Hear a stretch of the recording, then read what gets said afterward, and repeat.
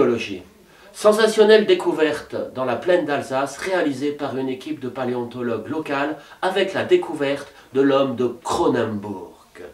Ce poste néandertalien au ventre proéminent risque de provoquer un changement important dans l'archéologie du XXIe siècle en introduisant le concept de l'âge de bière.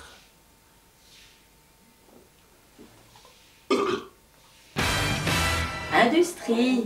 Toyota vient de s'installer en Alsace pour produire leurs prépuces. On espère qu'ils ne vont pas se prendre une décalotée. Oh, oh, oh, on me dit que c'est la Prius. Country.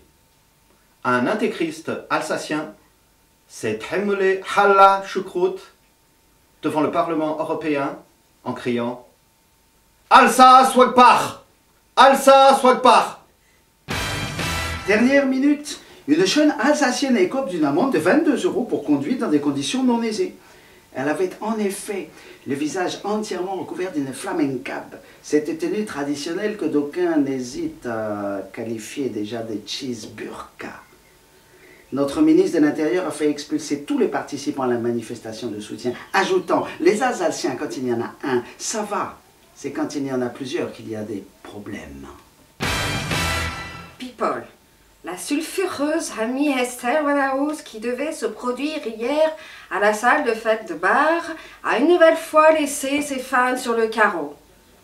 Hier, elle nous a annoncé, après avoir fait la tournée des bars de bar, qu'elle n'avait pas trouvé son public. Départ. Comme promis, Jean-Marc Barre dit « Je me barre » et parti. Sport. Encore une énorme surprise que nous réserve Raymond Domenech pour cette Coupe du Monde. Franck Ribéry devrait finalement tenir le poste de gardien de pute. Cette année, l'ouverture des vendanges s'est suivie par un départ précipité des saisonniers africains, complètement affolés par l'annonce des viticulteurs d'une très bonne récolte de pinot noir. Une grève générale a été annoncée par le syndicat pour faire revenir ces grosses grappes. Saint de glace. Un impulse crache sur le mont des Saints d'Odile. La suivante. Gastronomie. Énorme déception pour notre bouffeur de saucisses régional qui tentait de manger son poids en saucisse. La dernière était vraiment trop grasse. Musique. Avant sa tournée d'adieu, Yoni Hallyday visite son futur CAFO. Mœurs. Les six policiers impliqués dans une sordide affaire de pédophilie ont été, faute de preuves, relaxés. Ils ont été autorisés à réintégrer l'antenne de police de la petite ville de Bar. Amis téléspectateurs, suivez notre conseil, planquez vos gamins.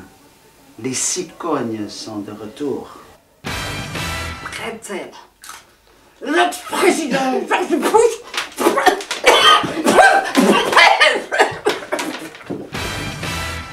Oh, la production de Barbare TV bat de l'aile. Après la triste prestation musico-éthylique d'Amy Estelle Whitehouse, l'acteur-producteur Lionel Cano-Farnheim se commet dans un film pornographique. Il aurait déclaré « Quand on a la barbare toute la journée, il faut bien s'en servir. » Scoop.